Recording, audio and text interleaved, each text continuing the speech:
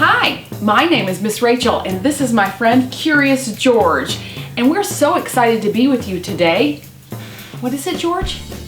George says hi! He's glad you're here too, and we're going to read one of his favorite books that's all about Curious George. I have this book called Curious George by Margaret and H.A. Rey with lots of George adventures. This is George. He lives in the house with a man with a yellow hat. George is a little monkey, and all little monkeys are curious, but no monkey is as curious as George. That is why his name is Curious George.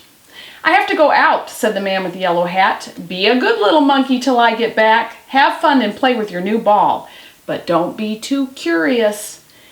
And the man went out. It was a lot of fun for George to play with this new big ball. The ball went up, and George went up. The ball went down, and George went down. George could do lots of tricks with his ball too. This is one of the tricks. He could get up on the ball like this, or he could do it this way with his head down. This was another trick that George could do. He could hold the ball on his head like this. Look, no hands. What a good trick. But where did the ball go?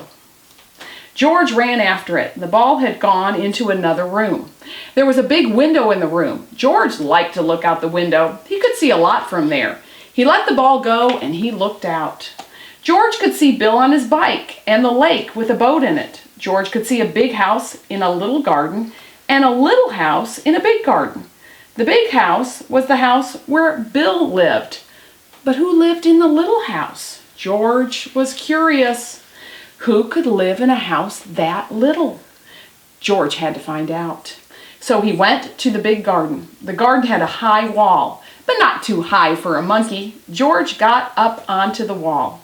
All he had to do now was jump down. So George jumped down into the big garden.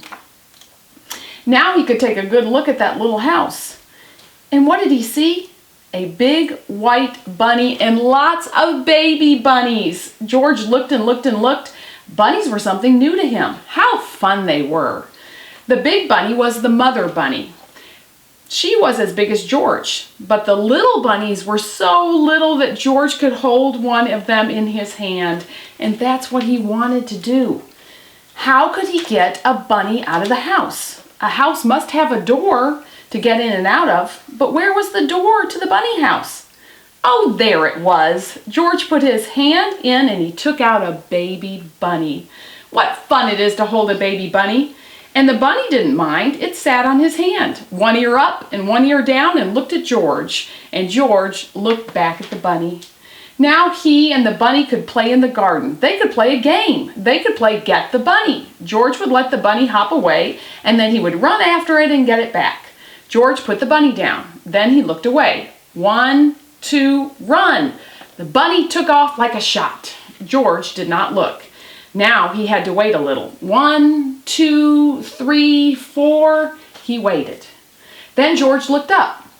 Where was the bunny? He couldn't see it. Where was it? Where had it gone? George looked for it here, and George looked for it there, but he couldn't find it. Where was the bunny? It could not have gotten out of the garden. It could not get over the wall the way George could. It could not fly away. It had to be here, but it was not. The bunny was gone, and all the fun was gone too. George sat down. He had been a bad little monkey. Why was he so curious? Why did he let the bunny go? Now he could not put it back in the bunny house where it could be with the mother bunny. Mother bunny? George looked up. Why, that's what we need. Mother bunny could help him. George got up. He had to have some string. Maybe there was some string in the garden.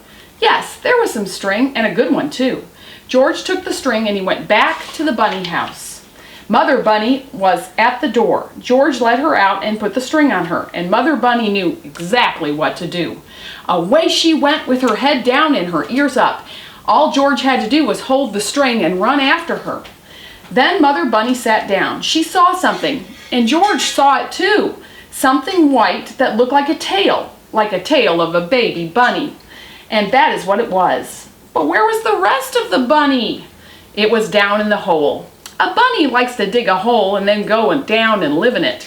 But this bunny was too little to live in a hole. It should live in a bunny house. So George got a hold of the little white tail and he pulled the baby bunny out. Then they all ran back to the bunny house. George did not have to put the string on the baby bunny. It ran after Mother Bunny all the way home. George took the string off of Mother Bunny and helped them back into the house. Then Mother Bunny and all the little ones lay down to sleep. George looked at them. It was good to see the baby bunny back where it should be. And now George would have to get back to where he should be. That's one of the Curious George adventures. George and I want to say goodbye. Have a great day.